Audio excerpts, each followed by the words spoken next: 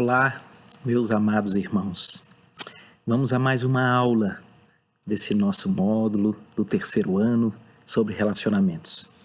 Nós temos, nesses últimos encontros, ido a alicerces indispensáveis para um tema tão relevante quanto os relacionamentos. E hoje não vai ser diferente, ao contrário. Eu penso que hoje nós vamos tratar sobre o segredo do sucesso. O segredo para relacionamentos abençoadores. O segredo para a restauração dos relacionamentos. E sabe qual é o tema? O tema é o segredo, é a sua transformação. Nós vamos conversar hoje sobre como se dá a nossa transformação espiritual, sem a qual nós não conseguiremos desenvolver relacionamentos intencionais para Deus, como de fato eles são, e nós já temos conversado aqui. Como é a transformação do crente? O que é a transformação espiritual? E ao final, como ela ocorre? Se você puder acompanhar a leitura desse texto preciosíssimo, se você puder acompanhar aquilo que eu vou compartilhar com os irmãos, que são pontos, aspectos que eu aprendi nos meus estudos com irmãos muito preciosos, eu sempre comento com vocês, né? Eu estou sempre ouvindo mais um estudo, eu estou sempre lendo um comentário, e autores como Timothy Keller, como John Piper, aqui, né, como Hernandes, como Barros Simões. Conhecem Barros Simões? Barros Simões é um grande teólogo, pastor do nosso país. O pessoal conhece ele mais como Fubá, ou então Sávio, mas é Antônio Sávio Barros Simões. Então eu gosto de falar assim, o teólogo Barros Simões, não é verdade? Queridos, arregassem as mangas e vamos então a esse texto tão precioso, em Gálatas, no capítulo 5. Nós vamos ler do versículo 16 ao 26. Na verdade, até o 25. Digo, porém, andai no Espírito, e jamais satisfareis a concupiscência da carne. Porque a carne milita contra o Espírito, e o Espírito contra a carne, porque são opostos entre si, para que não façais o que porventura seja do vosso querer. Mas, se sois guiados pelo Espírito, não estais sob a lei. Ora, as obras da carne são conhecidas e são prostituição, impureza, lascívia, idolatria, feitiçarias, inimizades, porfias, ciúmes, iras, discórdias, dissensões, facções, invejas, bebedices, glutonarias e coisas semelhantes a estas, a respeito das quais eu vos declaro, como já outrora vos preveni, que não entrarão no reino de Deus os que tais coisas praticam. Mas o fruto do Espírito é amor, alegria, paz, longanimidade, benignidade, bondade, fidelidade, mansidão, domínio próprio. Contra estas coisas não há lei. E os que são de Cristo crucificaram a carne com as suas paixões e concupiscências. Se vivemos no Espírito, andemos também no Espírito. Deus querido, a Tua palavra foi lida. Por favor, Senhor, ministra aos nossos corações, que o Senhor providencie essa transformação nossa, que há de impactar todos os nossos relacionamentos. É a nossa petição, certo de que o Senhor está conosco, em nome de Jesus. Amém. Queridos, como eu falei, então, quero pregar emprestado aqui do que eu aprendi, e nós vamos olhar para esse texto e vamos conversar sobre a natureza, sobre o padrão dessa vida cristã, dessa transformação cristã. e no final a gente fala sobre o processo. Como é que a gente então chega lá? Nós vimos, essa é uma passagem muito conhecida, o fruto do Espírito: amor, paz, alegria, bondade, benignidade, longanimidade, fidelidade, domínio próprio e mansidão. Eu acho que todo crente devia decorar esses 9 gomos do fruto do Espírito, porque isso tem que estar no nosso coração. É como se com isso a gente estivesse demonstrando esse anseio de que essa transformação ocorra no nosso coração. Mas pegando emprestado aqui essa didática que eu achei muito legal, que eu aprendi e que quero compartilhar com os irmãos, nós podemos aprender nessa expressão fruto do Espírito e observando esses 9 gomos desse fruto, 4 características dessa transformação espiritual que eu e você passamos. Ela é gradual, ela é inevitável, ela é interna e ela é simétrica. Vamos de novo? Ela é gradual, ela é inevitável, ela é interna e ela é simétrica. Antes aqui que a gente se perca, esses 2 primeiros pontos dessa transformação espiritual, eles precisam andar juntos para que a gente não entre em confusão mental. Essa transformação espiritual, ela é gradual, mas é inevitável. Eu achei tão curioso quando eu percebi em um argumento que ele é forte por excelência. A Bíblia não tem palavras inúteis.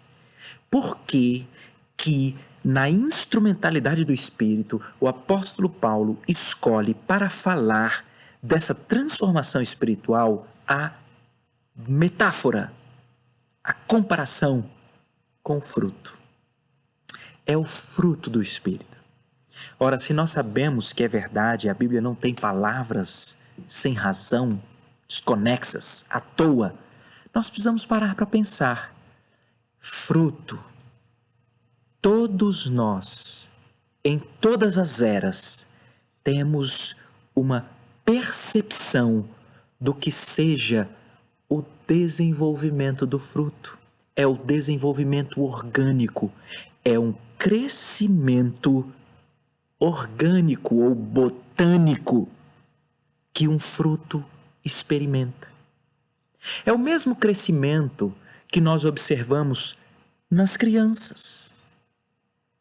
E a expressão do fruto revela muito para nós. Prestem atenção, talvez você seja como eu. E todas as vezes que a gente lê essa lista dos 9, eu estou pleno de amor, pleno de paz, pleno de alegria, eu sou pleno em bondade, pleno em benignidade, pleno em longanimidade, pleno em fidelidade, pleno em domínio próprio, pleno em mansidão. É possível que nós olhemos para isso e muitos de nós, ao contrário de sentirmos um aquecimento encorajador no coração, a gente sente uma opressão, porque parece que a gente está longe demais. Então não se esqueça, é gradual, é um fruto. E os frutos são assim, eles começam pequenos, e eles vão crescendo, e eles vão nesse processo, até que então eles chegam a uma dimensão ótima, até que eles chegam a um amadurecimento ótimo, onde eles estão lindos, onde eles estão saborosos e onde eles se prestam àquilo para o que eles foram designados. Mas o fruto já nasce fruto. Qual é o fruto que você mais gosta? Pensa nele aí. É o abacaxi? É a laranja? É o quê? É a banana? Qual fruto? Vamos pensar na mexerica. Eu gosto muito de mexerica. Quando ela está ali bem pequenininha, ela já é mexerica. Nela, na estrutura, na planta, já tem tudo para que ela seja mexerica. Mas é verdade, o fruto, ele vai gradualmente crescendo. Ainda tem uma curiosidade. Você já percebeu que a gente não vê o fruto crescer? A gente não vê. A gente, por observação no tempo, a gente chega ao final, olha e percebe, cresceu. Cresceu sim, porque eu passei aqui, estava menor E ele cresceu. Mas se a gente fica lá, olhando para ele, olhando, não vê crescer. Vocês já viram isso em criança? É muito legal. Nós que somos pais, óbvio que a gente percebe que os filhos crescem, especialmente quando o tênis já está apertado, né, uma roupa, mas a gente que está com eles todo dia, não tem esse negócio de que você botou o menino para dormir e quando você acordou, você fala, nossa, cresceu durante a noite. Não é assim. Você não vê. Mas, na dinâmica do tempo, ainda que de modo gradual, você vê. Cresceu. Cresceu sim. Não é que eu estou vendo, não é hoje, mas eu consigo perceber. E isso é tão interessante porque ocorre internamente também. Especialmente quando chega ali na adolescência, né? Como cresce. Então, não sei. Talvez esse crescimento a gente nem percebe ali direito em nós. Se você pergunta para um jovenzinho, vou pensar aqui, um jovem de 14 anos, tá ali na mudança, não tá? Fala, escuta, você se sente mais veloz do que um ano atrás? A pergunta é meio estranha. E pode ser que se esse adolescente em especial, ele não vem fazendo medições de tempo em um mesmo espaço, pode ser que ele não saiba, eu me sinto mais veloz. Não, eu tô igual. A gente não se sente igual? Eu já sou igual muitos que estão aí me ouvindo. Eu já passei dos 40 aí há um bom tempo, mas eu ainda sou igual. Para mim, eu sou igual. Só que às vezes quando eu tento, né, igual a velocidade, eu percebo que já não sou. Mas não é uma coisa que você sente, eu sinto. Não, você tem que medir. Eu estou dizendo isso para poder trabalhar esse tema com você e comigo e com o nosso coração. Conquanto nós somos feitos nova criatura em Cristo e recebemos uma nova identidade, e nós já temos todas as coisas que nos conduzem à vida e à piedade. Nós já estudamos isso no primeiro ano, no módulo de identidade, no qual nós todos aprendemos muito com o pastor Fubá. Imagino que todos aqui da nossa equipe fizeram o primeiro ano com ele. É impressionante. É como se em alguns momentos nós percebêssemos que a gente é bebê, ou que a gente é um fruto que está nesse processo gradual de crescimento. Agora, cuidado para você não deixar de observar que ele é gradual. O que eu estou querendo dizer? Sabe aquele momento onde ocorre uma situação e de repente você não estoura como você estourava antes, ou você não se acovarda como você se acovardava antes.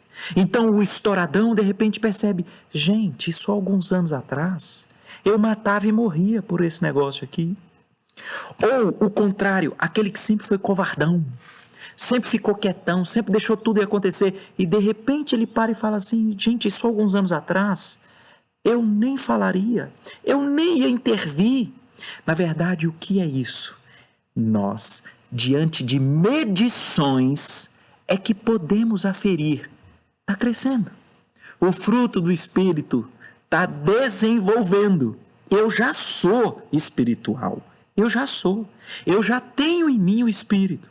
Mas esse fruto, como todo crescimento orgânico, ele é leve e gradual. Mas lembram-se que eu disse que a segunda parte precisa ser falada junto? Porque você não pode se tranquilizar dizendo, bem, se é gradual, estou tranquilo.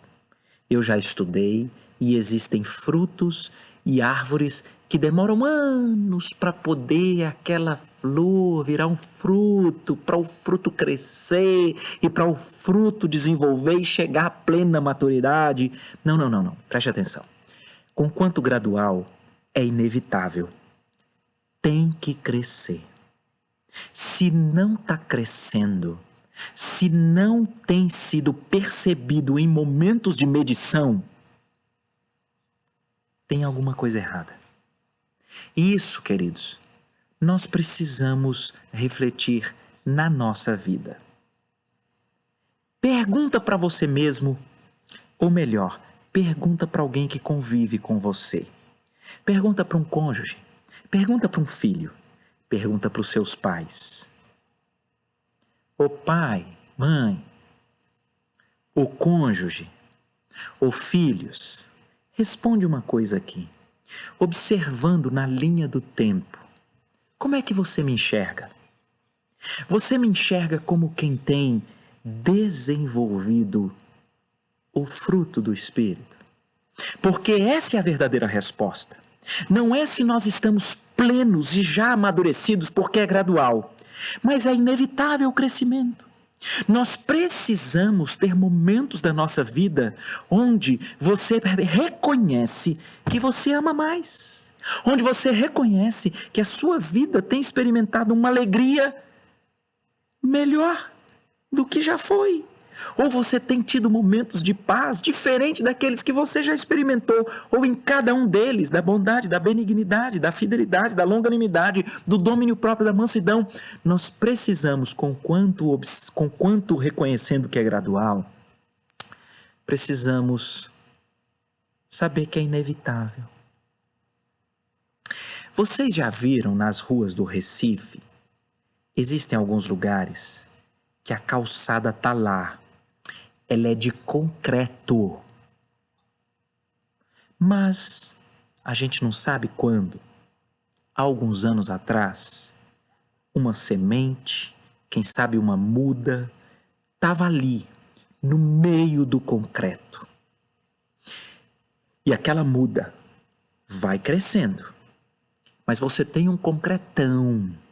E eu sei que se a gente iniciar uma conversa como essa que estamos tendo e perguntar: vamos fazer aqui uma disputa dessa semente com essa laje de concreto da calçada. Qual é mais forte? Qual vence? Bem, talvez nós vamos responder: é mais forte, aguenta e vence a calçada de concreto. Mas essa semente que pega um veiozinho onde ela tem os elementos que a fazem crescer, todos nós somos testemunhas de árvores que vão crescendo e de repente aquele concretão duro, aquele concretão que ninguém achou que poderia ser mexido, pá, ele quebra. Ele quebra porque conquanto duro, conquanto todo mundo que passa olha e acha que aquilo é perene, é inquebrável, de repente um crescimento orgânico de uma planta cujo DNA está estabelecido, cuja seiva alimenta, cujo sol com a fotossíntese geram nela o crescimento orgânico necessário, quebra qualquer laje dura estabelecida. Meus irmãos, o que eu estou querendo dizer com essa metáfora é que não se esconda por trás daquela máxima: eu nasci assim, eu cresci assim, eu sou sempre assim. Não! Oh, mas o pau que nasce torto, não tem jeito, morre torto. Não! Eu não sei qual é a área da sua personalidade que você talvez tenha sido enganado pelo mundo. Não muda, não muda. Eu sou assim, sincerão mesmo, bruto, imagou mesmo, eu sou assim. Ou então, não, eu sou covardão demais, sou silencioso demais, sou incapaz de falar. Não sei qual das áreas, não, eu não me domino, ou não, eu não sou fiel, ou não, eu não consigo viver em paz, eu sou uma pilha de ansiedade. Isso é comigo, isso é assim comigo, porque minha mãe era assim, minha avó era assim, meu pai era assim, eu não sei. Para com isso.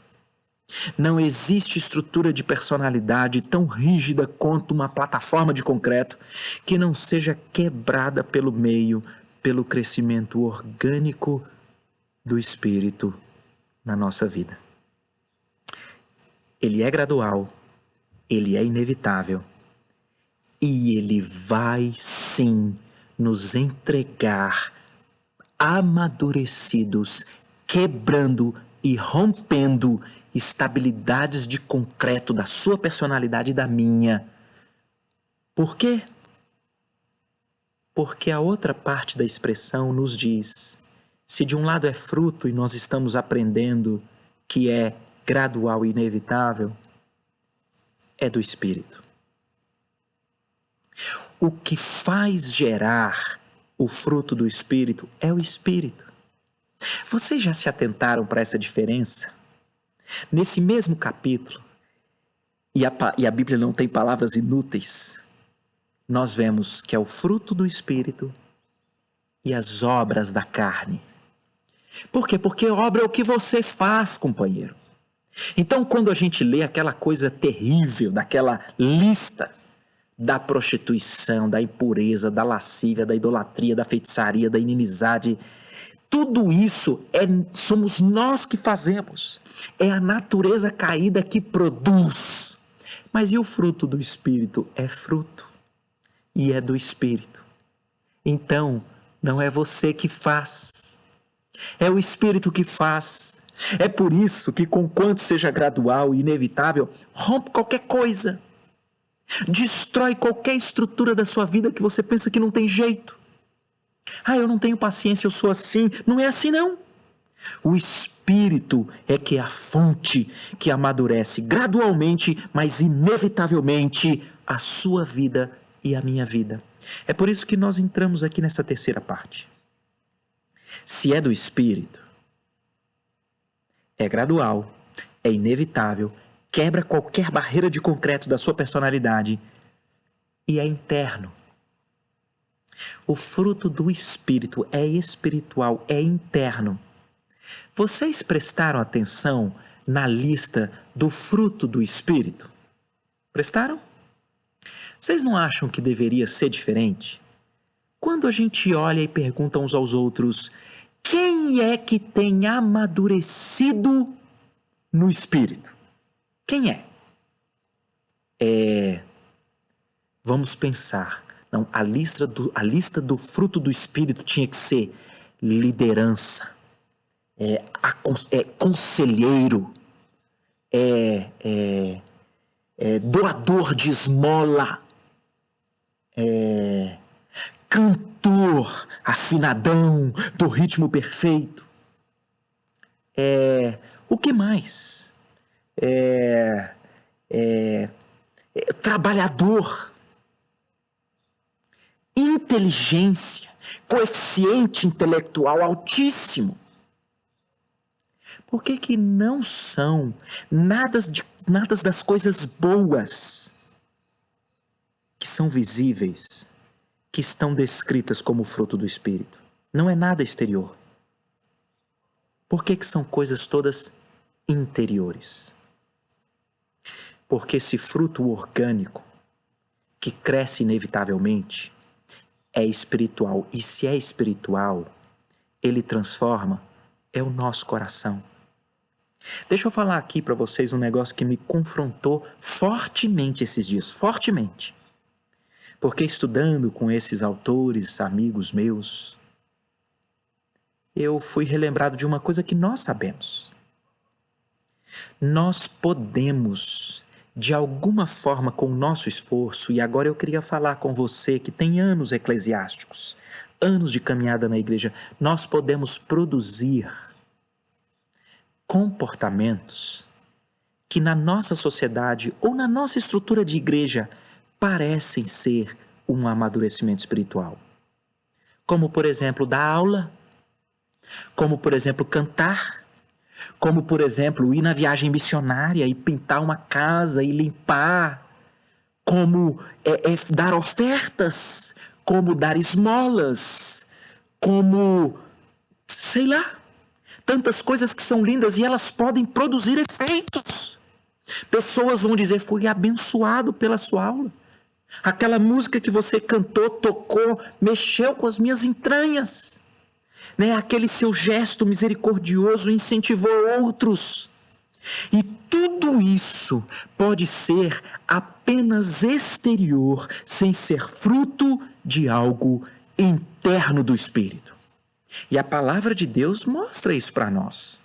Ou não é verdade? Não é Jesus quem diz? Muitos, naquele dia final, dirão: mas Senhor, em teu nome expulsamos demônios, em teu nome pregamos, em teu nome ajudamos os pobres, os necessitados, em teu nome fizemos tanta coisa, em teu nome nós até a aula online do discipulado nós assistimos. E o Senhor Jesus diz que olhará e vai dizer: apartai-vos de mim, longe de mim, eu não vos conheço. Não é a palavra de Deus que nos ensina lá em 1 Coríntios, no capítulo 13, que você pode fazer coisas excelentes. Você quer uma coisa exterior mais abnegada do que alguém vender todos os bens do seu patrimônio e doar aos pobres? Pois bem, a Bíblia diz: se não tiver amor, isso de nada aproveita. O que eu estou querendo dizer, queridos? O fruto do Espírito, nós não devemos nos enganar. É um desenvolvimento de quem já é do Senhor Jesus. É um desenvolvimento do Espírito em nós. É interno.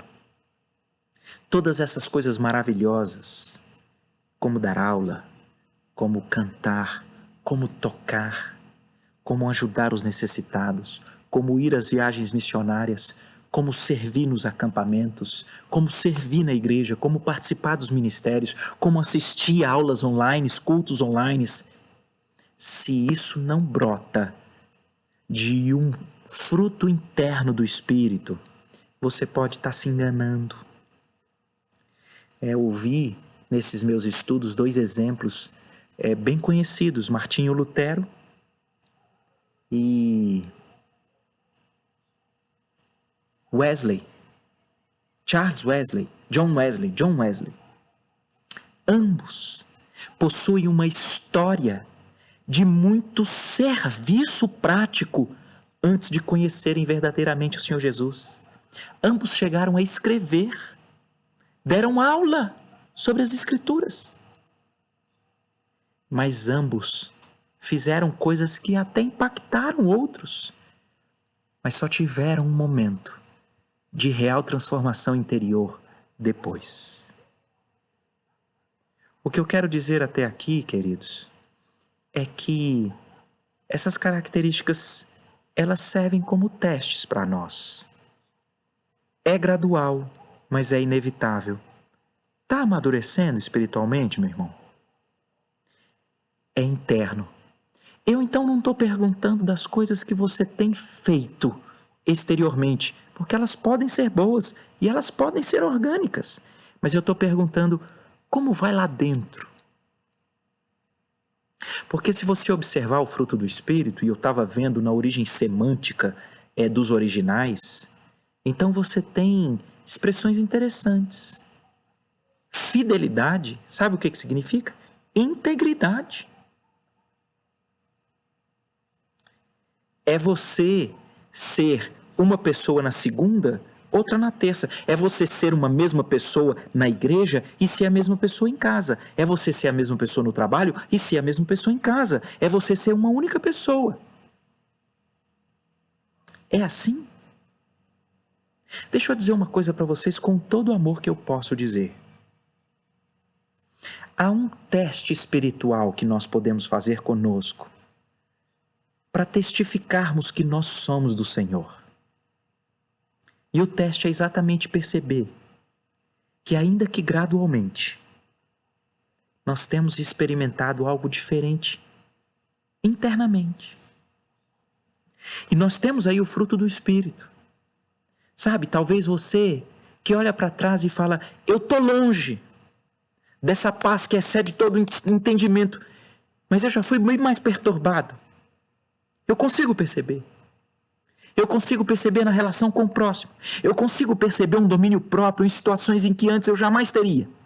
Mas eu consigo perceber uma integridade. Eu consigo perceber que uma coisa muito interessante, quando você olha essa tríade, bondade, benignidade, longanimidade e fidelidade, não é uma tríade, são 4. Você percebe que aí tem muitos aspectos que dizem respeito aos relacionamentos.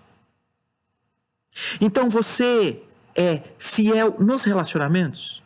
E o fiel, que junto com bondade diz respeito a essa integridade de sermos pessoas que não são duas caras, que não são mascaradas, mas tem a ver com coragem e com lealdade. Você é verdadeiro com seus amigos? Você é verdadeiro nos relacionamentos? Você tem coragem para poder chamar para Deus gente com quem você convive e que você percebe que está rateando, que está vacilando? Você consegue também ter domínio próprio e não perder as estribeiras quando é você que está sendo aviltado? Quando nós vamos olhando para a nossa vida, e esses são testes muito práticos, e eles surgem muito dos relacionamentos, Deus nos dá uma boa oportunidade de perceber que o Espírito tem trabalhado no nosso coração. Mas se ao contrário, você não é confiável, ninguém lhe conta segredo porque você não é confiável. Você está sempre falando mal das pessoas, você é um fofoqueiro, é um maldizente. Você na igreja é uma bênção, e você em casa é uma lástima. Ou você no trabalho é gente finíssima, e em casa é intragável. Ou o contrário, eu não sei. Que tipo de incoerência você tem? E aqui eu estou começando a lhe chamar a atenção para o último ponto. Eu não disse que eram 4. É gradual, é inevitável, é interior, mas é simétrico. Essa foi uma lição que eu aprendi, acho que é o Timothy Keller, que cita Jonathan Edwards. E Jonathan Edwards faz um ensino fortíssimo aqui para nós. Eu não conseguirei ser profundo igual os meus amigos, mas eu vou tentar compartilhar aqui com vocês. Jonathan Edwards diz que os elementos da vida cristã, os elementos da vida espiritual com Deus, eles são concatenados, eles são como uma corrente. As estruturas da graça aplicadas a nós na vida cristã, elas são em todas as áreas da vida cristã. Vamos lá. Nós não podemos pegar o fruto do Espírito e então olharmos apenas para aquele que a gente está bem. E de repente aquele outro que a gente negligencia e que nós não só não percebemos nenhum crescimento gradual, orgânico, interior, mas a gente percebe que ele não vai para banda nenhuma, não amadurece, mas a gente olha para outro e fala, mas aqui eu estou bem. Jonathan Edwards diz, isso é um sinal de quem nem crente é. Não estou dizendo que não seja. Ele está dizendo, tem que ser simétrico. E há vários exemplos que foram dados por esses meus irmãos que me chamaram muita atenção. Eu vou tentar pensar alguns aqui para você tentar aplicar na sua vida. Alguém pode dizer, eu estou em paz. Ah, eu estou em paz, estou mesmo. E essa paz, ela é fruto da arrogância. É fruto de uma prepotência. Porque se você vai, na verdade, conversar com essa pessoa, sabe quais são o jeitão que ela fala? Não, eu estou em paz. Olha, eu estudei na escola certa, fiz o curso certo, passei no concurso certo, tenho o trabalho certo, tenho reservas. Não, esse período aí da pandemia não está pegando todo mundo, mas olha, lá em casa não pegou, estava com as reservas certas. E outra, casei com a pessoa certa. Né? Assim, e eu tenho levado para casa, e eu tenho feito as coisas certas. Olha, eu estou em paz. Essa paz é fake. Porque paz nas Escrituras sempre vem ligada a uma humilhação de quem não consegue resolver a vida. Paz, na verdade, nas Escrituras, é aquela pessoa que sabe que ela já não garante, ela não domina, ela não resolve, então ela se entrega. Porque ela sabe que a vida dela está nas mãos daquele que faz cooperar todas as coisas para o seu bem. Porque ela o ama. Então ela está em paz, não é porque as reservas estão supridas, não é porque ela fez o que era certo, não é porque aconteceu o que ela queria que acontecesse. Na verdade, ela está em paz porque ela não se garante, mas ela é garantida por aquele que construiu o universo e a ama. Percebe então que você pode ter uma paz que ela é completamente distante do restante do fruto do Espírito? Vamos olhar um outro exemplo. Alguém que vive numa profunda ansiedade. Um outro não tem ansiedade nenhuma. Mas ele não tem ansiedade nenhuma pelos mesmos motivos equivocados. Porque ele tem organizado a vida e as coisas têm acontecido do jeito que quer. Porque é na arrogância. Mas a outra pessoa vive ansiosa. De um lado, é pela mesma arrogância. Não estou entendendo, Roberto. Eu vou te explicar. A ansiedade, ela diz respeito a pessoas que elas concluem que elas sabem o que tinha que acontecer. E como não está acontecendo o que ela diz que tinha que acontecer, então ela fica ansiosa. Ou olhando para o futuro. Ela é ansiosa porque tem que acontecer assim, tem que acontecer dessa forma, mas e se não acontecer? Então existe uma arrogância por trás, muitas das vezes, da nossa ansiedade. Eu não estou aqui falando de todos os tipos de ansiedade, eu não estou aqui tratando sobre diversas possibilidades, mas eu estou tratando de algo muito frequente e muito comum. Você vive numa grande ansiedade porque você acha que as coisas tinham que acontecer do jeito que você quer que aconteçam. O meu filho tinha que conseguir tal nota, eu tinha que passar nesse curso, tinha que ser com essa idade, mas ele tinha que se casar só nesse momento, só com essas circunstâncias, e se quaisquer dessas coisas não encaixam no plano que você fez, então você entra em turbilhões de ansiedade. Não, eu tinha que ganhar tanto, mas eu tinha que comprar tanto, eu tinha que ter tal coisa, ou então eu já tinha que ter tal cargo na igreja, porque existem ansiedades que parecem que elas são nobres, mas elas são tão qual as materiais são eventualmente eclesiásticas, porque é você achando que o seu plano tinha que dar certo. E quando todos os seus planos são frustrados? E quando nada dá certo? É na humilhação de saber que o coração do homem faz planos, mas a resposta certa dos lábios, ela vem do Senhor. É na humilhação que você cura sua ansiedade. A mansidão e domínio próprio não vem de você ser durão demais e se dominar. Vem exatamente de você ser quebrado demais, de você estar entregue. Vocês percebem? Tem que ser simétrico. Se você acha que você está tendo domínio próprio demais, mas é fruto de um coração empedernido com muita força e você não tem alegria, então é falso. Não vai se sustentar.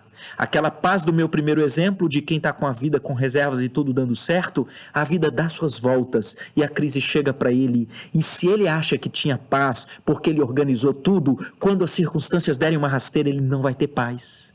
Se a pessoa que ela não fica ansiosa quando as coisas estão saindo do jeito que ela planejou, então ela vai cair do cavalo. Porque a rasteira vem e ela agora vai entrar em profunda ansiedade, porque a falta de ansiedade dela tinha sido fake, foi construída com base nas coisas dando certo segundo o seu plano. Nós precisamos ter esse tipo de crescimento gradual, inevitável, interno, orgânico em todas as áreas. Em todas as áreas. Amar mais. Paz, alegria. Essa bondade, benignidade, longanimidade e fidelidade. Aplica isso para todos os seus relacionamentos. É você suportar mais, mas é você ser leal e corajoso para abençoar. Aqui eu vou dar um outro exemplo. Há pessoas que dizem, não, eu sou muito bonzinho, não, eu sou benigno, eu não sou maligno, né? Só desejo bem. Peraí, mas isso pode ser a sua personalidade. de quem tem temor aos homens. E você realmente é incapaz de fazer mal para qualquer um. E você não precisava nem ser crente, as pessoas iam gostar demais de você. Mas no fruto do Espírito, você tem que ser leal. Na fidelidade, você precisa aprender a pôr o dedo na ferida de quem você convive e está vacilando diante de Deus. E se você não está crescendo nessa área, pode ser que você tenha achado que está indo bem no fruto do Espírito, mas pode ser um traço de personalidade. E você não tem organicamente, interiormente, sido transformado pelo Espírito. Porque pessoas que pela sua personalidade são boazinhas demais, são legaisinhas demais e não têm coragem para ser leais e para tratar com os outros, essa laje de concreto que você tem, ela também é quebrada pelo crescimento orgânico do Espírito na sua vida. Isso é muito forte, queridos, isso certamente tem confrontado a mim. E eu deixo essa reflexão para você. Você consegue olhar para toda a estrutura da vida cristã e você percebe que o Espírito, ele tem simetricamente, gradualmente, mas inevitavelmente, você percebe na linha do tempo, olhando para o seu interior, esse trabalho do Espírito? Porque se você tem percebido, é hora de celebrar. Porque isso é uma obra que o Espírito está fazendo em você. Se você não tem percebido, a gente precisa agora caminhar para o nosso encerramento. O que a gente faz? Eu estava lendo da nova versão internacional esse mesmo texto e achei muito interessante como essa versão, ela fala aqui no versículo 16 e 17. É legal porque a nossa versão ela é ótima e está correta. Mas ela fala em concupiscência, fala em espírito milita contra a carne. Então eu queria ler esses 2 primeiros versículos novamente. Por isso vos digo, vivam pelo Espírito. E de modo nenhum vocês satisfarão os desejos da carne. Pois a carne deseja o que é contrário ao Espírito. E o Espírito deseja o que é contrário à carne. Eles estão em conflito, um com o outro, de modo que vocês não fazem o que desejam. Queridos, em vários textos nós temos esse ensino. 2 coisas precisam ser feitas. Nós precisamos crucificar a nossa natureza terrena com Cristo. Não é essa a expressão bíblica? Crucificar. Mas isso não é você dizer, não é realmente, não vou jamais vou usar cocaína, não jamais vou numa casa de prostituição. Não. A carne deseja. Você precisa olhar para as coisas que você mais deseja. E elas estão acima daquilo que o Espírito mais deseja. Veja que a Bíblia usa a mesma expressão. A carne deseja, o Espírito deseja. E o que o Espírito Santo mais deseja? A Bíblia revela. O que o Espírito Santo mais deseja é que o meu coração e o seu coração estejam maravilhados pela pessoa do Senhor Jesus. Essa é a grande função do Espírito, esse é o grande desejo. Jesus deixa o Espírito e diz, ele vos fará lembrar de tudo quanto eu tenho ensinado. Ele vai guiar vocês para mim. É desejo do Espírito que eu e você fiquemos embasbacados com a beleza do Senhor Jesus. A carne deseja. E talvez o que a sua carne deseja não é o que a minha deseja. Às vezes eu comento com vocês, os meus gostos são curiosos, eu como menino, então carro sempre foi uma coisa que vidrou os meus olhos, cavalo, eu adoro cavalo, que negócio mais engraçado. Mas vamos falar, Quais são os desejos da sua carne? É a beleza? É o medo das rugas? É o seu índice de massa corporal? É esse aspecto de vaidade, esse desejo, veja a mordomia do corpo, que é uma coisa saudável, mas isso a sua carne tem desejado como algo que suplanta o desejo do espírito, que suplanta o seu desejo por Cristo. Esse que suplanta é o que você precisa marcar guerra numa artilharia pesada. O que é? É então conseguir uma grande carreira? É então ter uma grande estabilidade que vai ser no plano de previdência, que vai ser na carreira? Ou então nos filhos, não vou criar os filhos para eles irem bem porque eles vão me sustentar? Qual é a inclinação da sua carne? Hebreus 12 diz que o que nos embaraça para correr a vida cristã é o peso e o pecado que tenazmente nos assedia. E pecado que tenazmente nos assedia é exatamente aquele seu.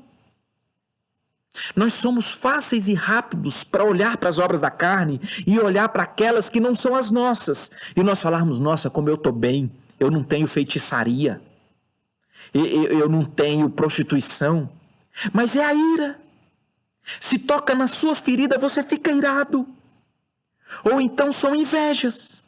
Você tem inveja exatamente das pessoas que estão indo melhor do que você nas coisas que a sua carne mais deseja.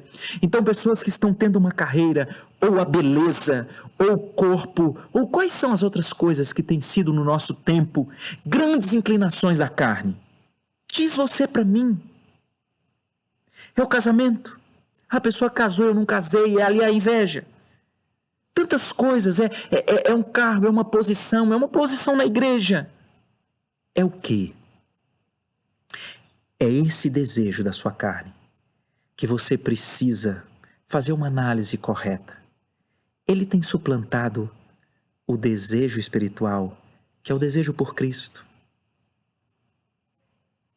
Porque se tem suplantado, deixa eu lhe dizer então, como que nós podemos desfrutar dessa transformação que o Espírito faz em nós e vai redundar em uma revolução nos nossos relacionamentos.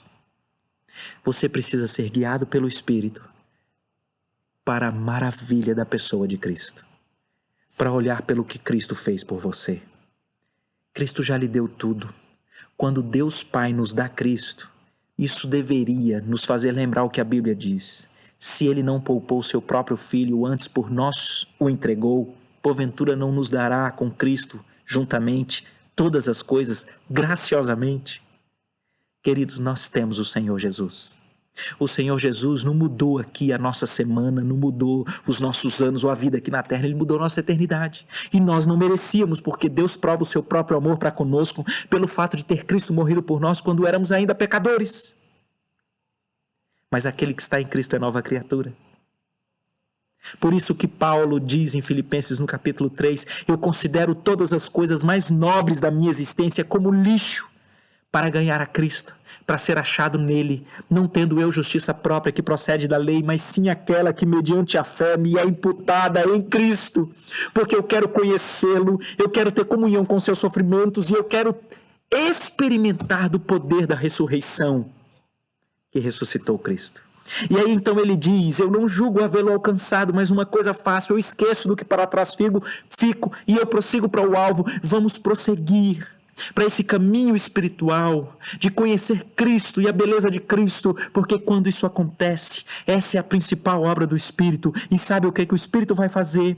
Ele vai fazer com que nós, que já somos essa nova criatura, esse novo fruto, esse bebezinho, ele vai fazer com que a gente cresça como um fruto. Porque vocês sabem que ao longo dos séculos todos os teólogos prestam atenção e comentam. Paulo fala obras no plural da carne, cita um monte de coisa.